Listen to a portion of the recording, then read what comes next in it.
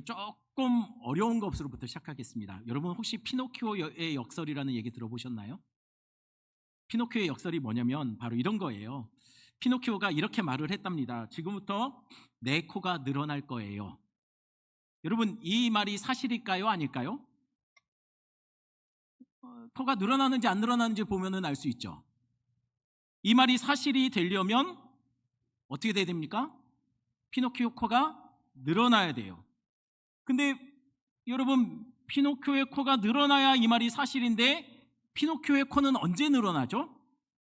거짓말을 해야지 늘어나요. 그러니 피노키오 코가 늘어났다면 그건 피노키오가 거짓말을 했다는 거예요. 그렇죠? 그러면 여러분 피노키오의 코가 안 늘어나면 어떻게 되는 겁니까? 피노키오 안 늘어나면 거짓말한 거죠. 그럼 늘어나야 되죠. 늘어나면은 맞는 말 한 거죠. 그러면 안 늘어나야죠.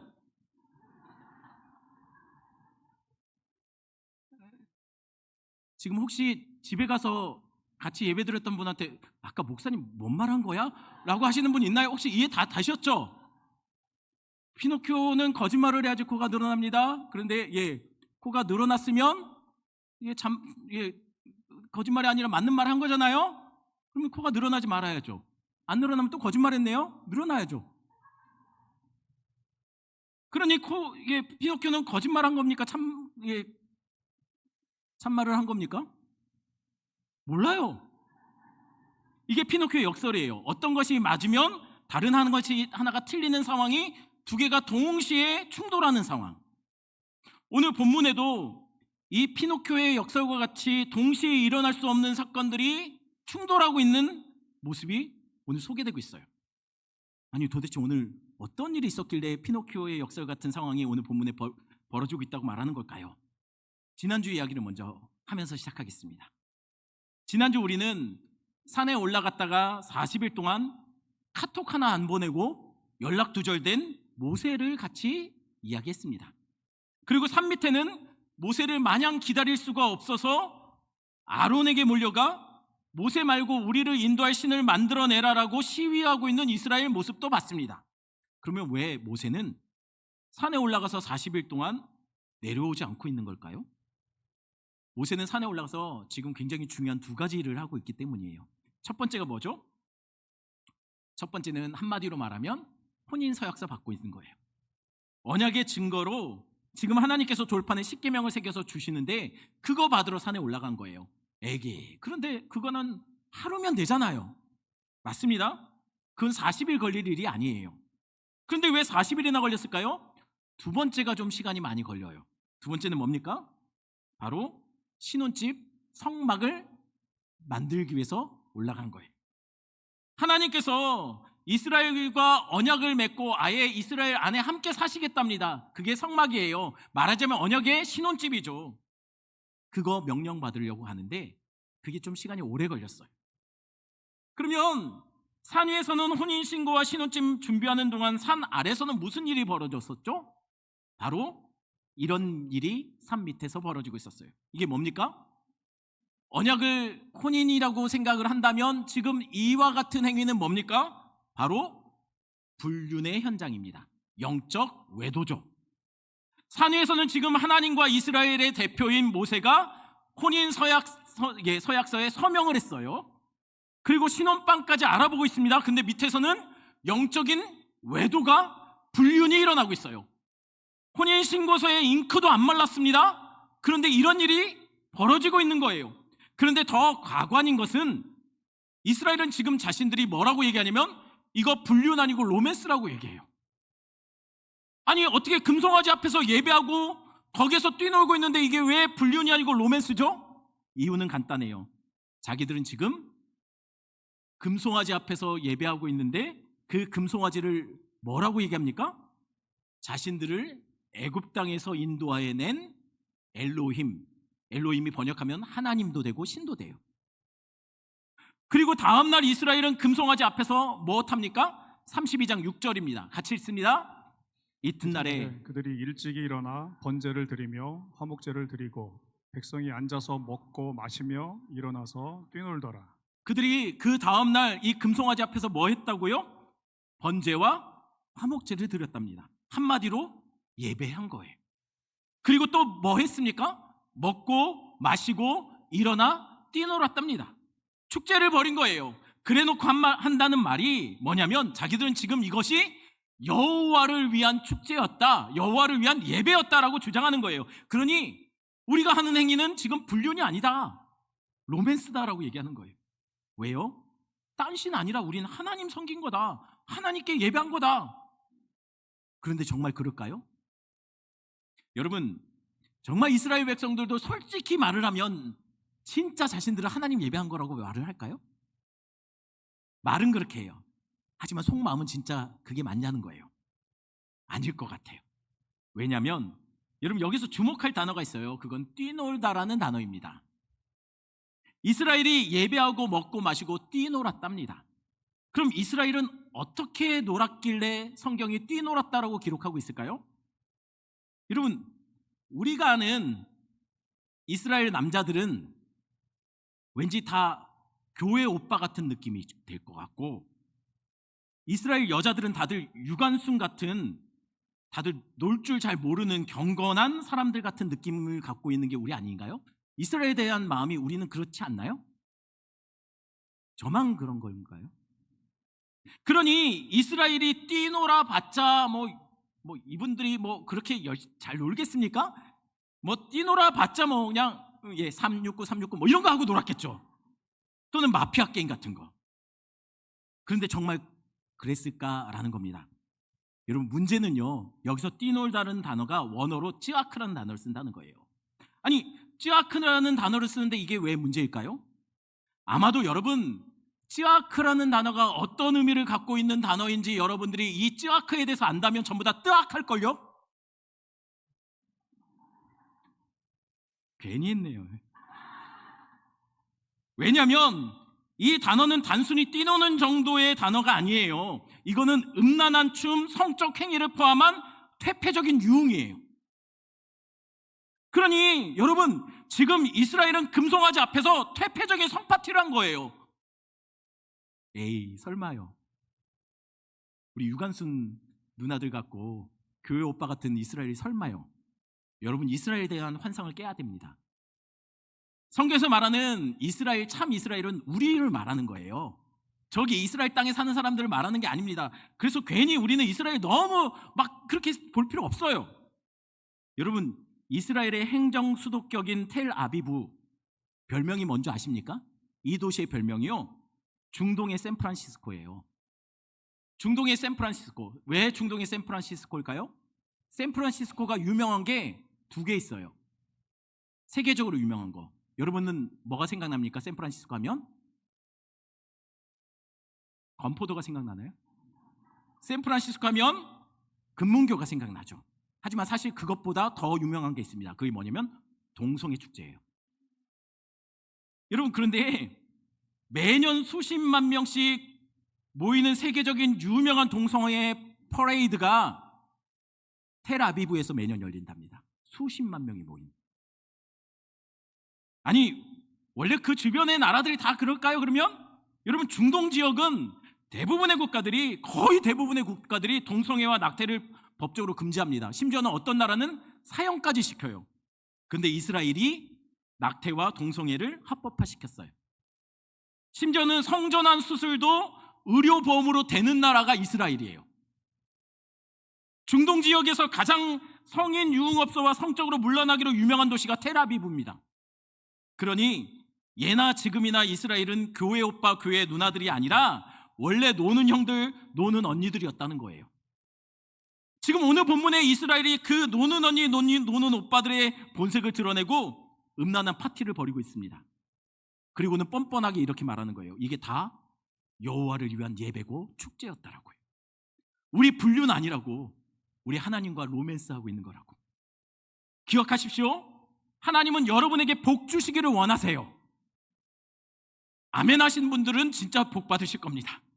그러나 하나님은 여러분 기억하셔야 될 것은, 하나님이 그 복이 하나님이 아니라 하나님은 그 복을 주시는 분이세요. 그러니 우리는 그 복을 위해서 예배하는 것이 아니라 그 복 주시는 하나님을 위해서 예배를 드려야 된다는 거예요. 이게 뒤바뀌면 우리도 잘못하면 금송아지를 하나님이라고 이름 붙여놓고 거기서 영적인 외도를 하며 하나님에게 관심 없고 나 잘 되는 것을 위해서 예배해놓고서는 우리 스스로 나오면서 나 하나님께 예배드리고 왔다 라고 착각할 수 있다는 거예요. 그러니 진짜 위험한 것은요, 우상같이 생긴 우상이 위험한 게 아니에요. 우상같이 생긴 우상은 우리 성도들은 넘어지지 않아요. 왜냐면 우상이니까. 딱 봐도 우상이니까. 정말 위험한 것은 우상 같은 우상이 아니라 여러분, 우상 같지 않은 우상이 무서운 거예요. 다른 종교가 우리를 넘어뜨리는 것이 아닙니다. 십자가 없이 복과 소원 성취에만 초점이 맞춰진 유사 기독교가 위험한 거예요. 이전에 섬기던 교회에서 제가 설교 시간에 십자가와 제자의 삶에 대해서 설교하고 내려온 적이 있어요. 그러자 한 권사님이 예배가 끝나자마자 저쪽 끝에서, 그 교회가 굉장히 컸거든요. 저를 보자마자 막 저에게 달려오시는 거예요.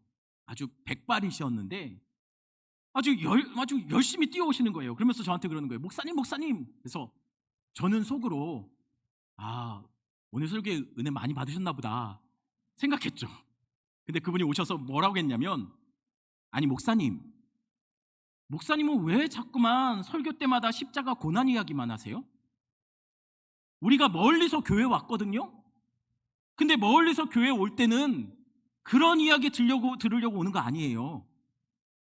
우리가 듣고 싶은 거는 복 주실 거다, 다 잘 될 거다, 이런 위로가 되는 말씀, 힘주는 말씀을 하셔야지 왜 자꾸만 힘 빠지게 십자가 고난 핍박 이야기합니까? 저한테 진짜 그렇게 말하는 거예요. 혹시 여기도 저한테 그렇게 말하고 싶으신 분 있으면 끝나고 식사하고 가세요. 여러분, 그래서 그 말을 듣고 제가 뭐라고 했을까요? 그 권사님에게 제가 이렇게 말했어요. 아니 제가 뭐라고 했겠습니까? 제가, 아니 권사님, 지금 무슨 말씀하세요? 성경은 오직 십자가와 그 위에 못 박히신 예수만 말하는데 그것 빼면 설교자가 뭘 가지고 설교합니까? 예수와 그의 십자가 없는 설교가 금송아지만 남는 거지. 그럼 전 뭘 갖고 설교합니까? 라고 아주 단호하게 말할 뻔했어요. 그렇게 말하면 그분이 상처받잖아요. 대신 이렇게 말했습니다. 아유 권사님, 많이 마음이 불편하셨구나. 제가 더 열심히 설교 준비하겠습니다 라고 말하고 돌아섰습니다. 왜냐하면 말해봤자 듣지 않으실 것 같았어요. 여러분, 기억하셔야 됩니다. 정말 무서운 것은 다른 종교가 아니에요. 유사 기독교예요. 여러분, 다른 이단에 잘 안 넘어지잖아요. 그런데 우리는 종종 예수와 십자가가 빠진 메시지와 그 금송아지 같은 예배, 그 앞에 예배 드리는 것에 우리는 쉽게 넘어질 때가 있어요. 한때 베스트셀러, 제가 혀가 짧아가지고 참 많은 기독교인들에게 읽혔던 저는 유사신앙서들이라고 얘기합니다. 죄송합니다. 불편할 수 있지만 저는 유사신앙서적이라고 생각해요. 그 대표적인 책이 바로 이전에도 말씀드렸는데 긍정의 힘과 보좌를 움직이는 기도예요. 이런 책들 안 읽으시는 게 좋습니다. 조엘 오스틴에게 한 기자가 물었대요. 이 목사님에게, 조엘 오스틴 목사님한테, 아니 왜 목사님은 설교 때 십자가 얘기, 고난 얘기, 제자도를 얘기하지 않습니까? 라고 말하자 조엘 오스틴 목사님 뭐라고 했냐면, 아니 그런 부정적인 그것들을 하면 자꾸만 우리 안에 부정적인 마음들이 생기는데 그런 것보다 긍정적인 마음들 얘기할 게 너무 많은데 왜 굳이 그런 것들을 얘기하려고 하냐라고 얘기했답니다. 여러분, 기독교가 긍정의 힘을 믿는 신앙 공동체입니까? 다 잘 될 거야, 할 수 있어, 아자아자. 여러분, 기독교가 이런 공동체입니까? 아니요. 기독교는 긍정의 힘을 믿는 공동체가 아니라 자기를 부인하는 공동체예요. 십자가를 지고 주님을 따라가는 그 신앙 공동체가 기독교입니다. 기독교의 고백은 나는 안 됩니다. 나는 대책 없는 죄인입니다. 그래서 예수 십자가 아니면 안 됩니다. 예수 십자가 아니면 소망이 없습니다. 예수가 정답입니다 라고 고백하는 종교가 기독교라는 거예요. 마찬가지입니다. 우리가 할 기도는 보좌를 움직이는 기도가 아닙니다. 기독교는 하나님을 움직이는 종교가 아니에요. 여러분, 신을 움직이는 종교는 저기 무속신앙들이에요. 하나님의 뜻에 우리가 움직이는 종교가 기독교예요. 우리가 하나님을 움직이는 게 아니고 하나님의 뜻에 우리가 우리 자신을 드리는 것이 기독교라는 거예요. 그래서 예수님도 이렇게 기도하셨잖아요. 아버지, 할 수만 있으면 이 잔을 내게서 옮기옵소서. 예수님도 자신의 원함을 구합니다. 그러나 그게 다가 아니었어요. 예수님은 그의 기도를 이렇게 마무리합니다. 그러나 아버지여, 나의 원대로 마옵시고 아버지 뜻대로 되기를 원합니다. 예수님은 전적으로 하나님의 뜻에 자신을 올려놓은 거예요. 그러니 보좌를 움직이려고 하지 마시고 내 생각과 마음이 하나님의 원하심에 따라 움직여야 합니다. 우리의 기도와 예배의 초점이 복과 내 소원 성취가 아니라 하나님이 되어야 된다는 거예요. 기도와 예배로 하나님을 움직이려고 하지 마시고 내가 하나님의 뜻에 나 자신을 드리는 여러분 되기를 축원합니다. 그러니 예수와 그의 십자가가 빠진 복을 말하는 기복주의, 성공과 만사형통을 추구하는 만몬주의 신앙, 보좌를 움직이는 기도, 긍정의 힘, 정치적 이념만 남아있는 설교, 신사도주의 등 이런 기독교 비스무리한 것, 그런 예배와 그런 신앙을 멀리 하셔야 합니다. 기억하십시오. 금송아지는 교회 밖이 아니라 교회 안에서 만들어져요. 금송아지는 안 믿는 사람들이 만드는 것이 아니라 믿는 우리가 만들어 놓고 버젓이 거기에 하나님이라고 이름 붙여놓고 우리가 그것을 예배하고 있다는 거예요. 예수 그리스도의 십자가와 그 복음이 빠지고 오직 나 잘되고 나 복받는 것에만 만들어진 그 내 욕망으로 빚어진 것들이 바로 금송아지라는 거예요.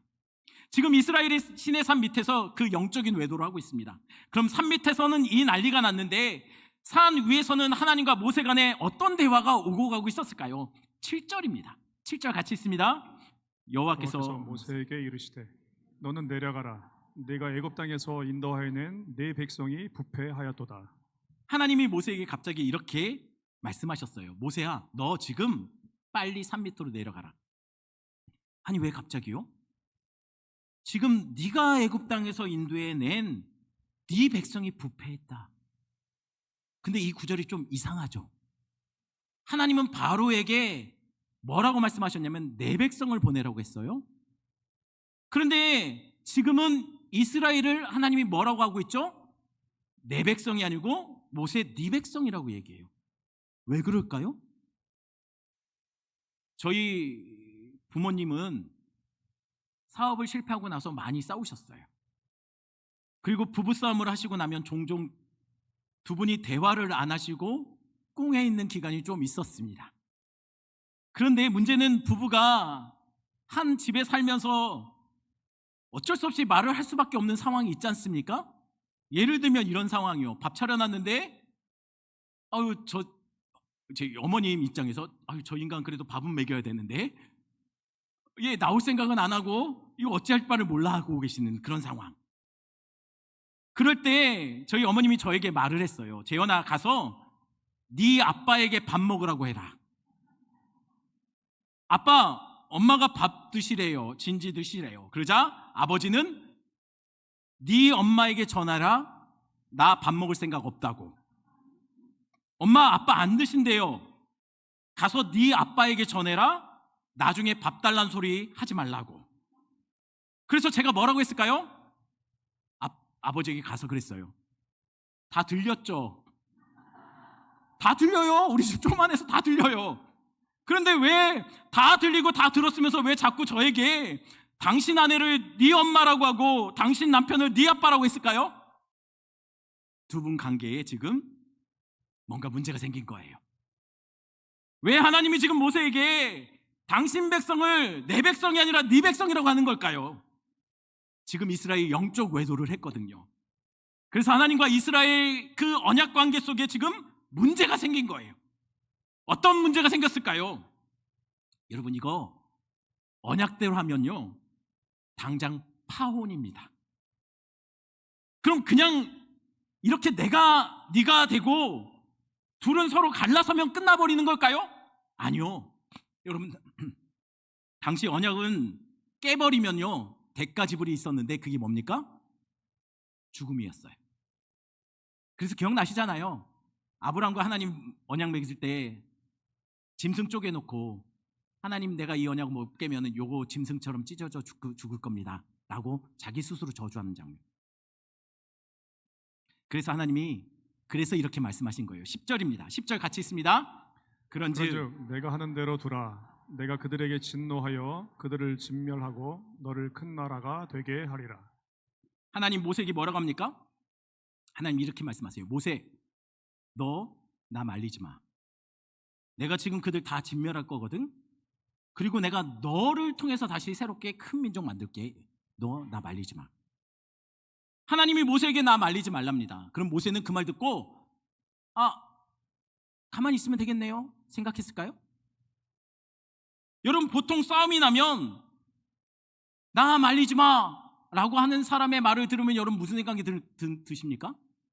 진짜 이 사람 진심으로 말리지 말라는구나 라는 생각이 드나요? 아니면 나 좀 말리라는 은밀한 시그널을 보내는 것 같습니까? 후자 아닌가요?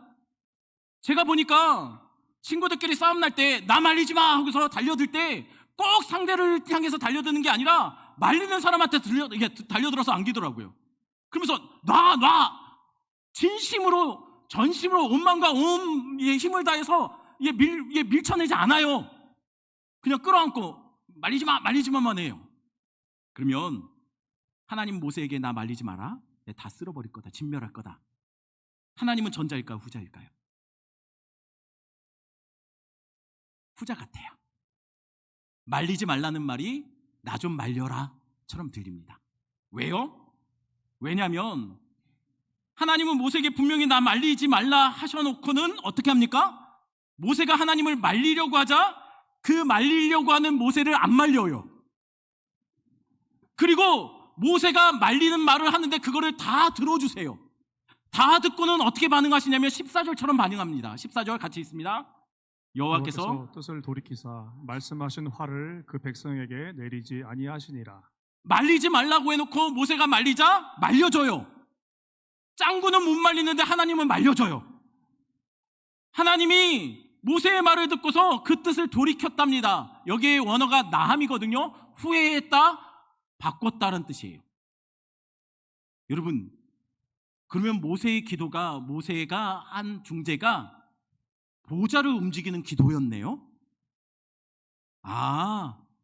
하나님은 뜻을 바꿀 수도 있네요. 맞습니까? 아니죠. 하나님의 보좌는 움직여지지 않아요. 움직이는 건 우리가 움직이는 거예요. 근데 왜 하나님의 뜻을 돌이켰다라고 말을 할까요? 사무엘상 15장 29절입니다. 같이 있습니다.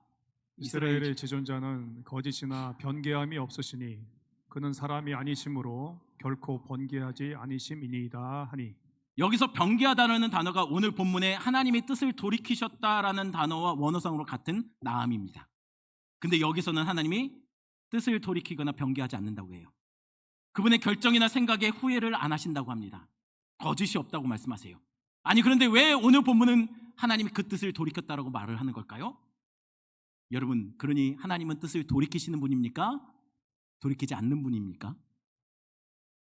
하나님이 알파와 오메가 처음과 나중 되시죠. 모든 것을 다 알고 계세요.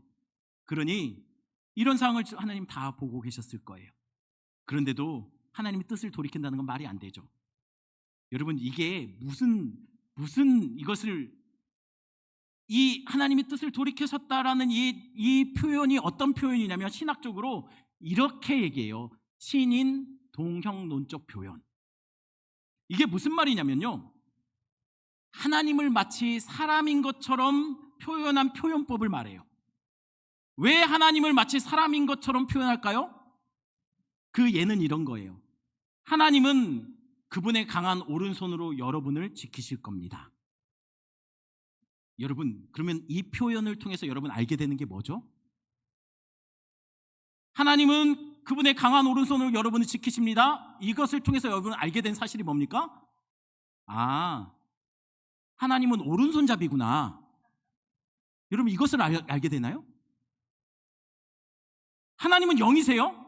하나님은 오른손잡이 왼손잡이가 아니세요. 그런데 이렇게 표현한 이유가 뭘까요? 지금 우리 입장에서 우리가 이해하기 쉽도록 하나님을 마치 사람인 것처럼 표현한 거, 그래서 하나님이 우리를 정말 강하게 지켜주실 거라는 것을 지금 이렇게 표현한 거예요. 우리가 이해하기 쉽게.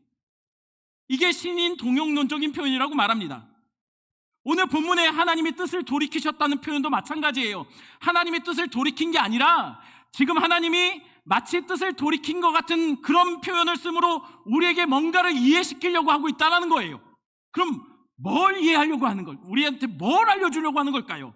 그건 하나님이 얼마나 길이 참으시고 인내하시는 분인지 그것을 표현하고 있다는 것이죠. 아니, 그런데 여러분, 하나님이 이 상황에서 참으시면 됩니까? 하나님은 죄를 용납하시는 분이 아니죠. 맞죠? 하나님은 죄 없다 말씀하시는 분 아니에요. 하나님은 죄를 반드시 심판하시는 분이세요. 그러니 하나님의 공의를 지키려면 언약대로 하나님은 이 범죄한 이스라엘을 진멸해야 맞습니다. 그래야 하나님의 공의가 세워져요. 근데 그 하나님의 공의로부터 나오는 그분의 진노가 모세 앞에서 털컥 멈춥니다. 모세를 넘어가지 못해요. 이스라엘에게 도달하지 못합니다. 모세가 막아서요. 모세가 어떻게 하나님의 진노를 막았을까요? 13절입니다. 13절 같이 있습니다. 주의 종 아브라함과 이삭과 이스라엘을 기억하소서. 주께서 그들을 위하여 주를 가리켜 맹세하여 이르시기를 내가 너희의 자손을 하늘의 별처럼 많게 하고 내가 허락한 이 온 땅을 너희의 자손에게 주어 영원한 기업이 되게 하리라 하셨나이다. 여러분, 언약대로 하면 이스라엘 죽어야 됩니다. 그게 법이에요.